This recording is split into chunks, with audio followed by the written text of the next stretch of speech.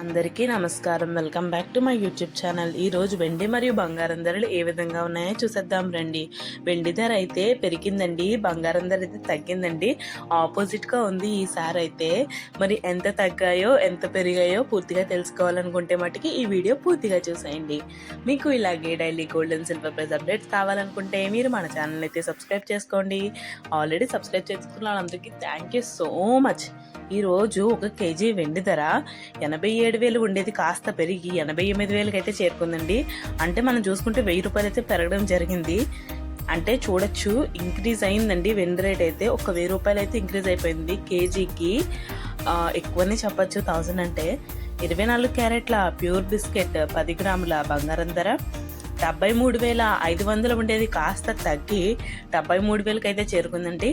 అంటే మనం చూసుకుంటే వెండి ధర పెరిగింది, బంగారం ధర అయితే తగ్గిందండి. బంగారం ధర ఎంత తగ్గిందంటే 500 రూపాయలు అయితే తగ్గడం అయితే మనం చూడొచ్చు. చిన్న అమౌంట్ అయితే కాదండి, కొంచెం ఎక్కువనే చెప్పొచ్చు. 500 అంటే ఎక్కువ అమౌంటే తగ్గిందని చెప్పొచ్చు. 10 గ్రామ్స్కి కూడా 916 గోల్డ్ 10 గ్రాముల బంగారం ధర 67,290 రూపాయలు ఉండేది కాస్త తగ్గి 66,870 రూపాయలకైతే చేరుకుందండి.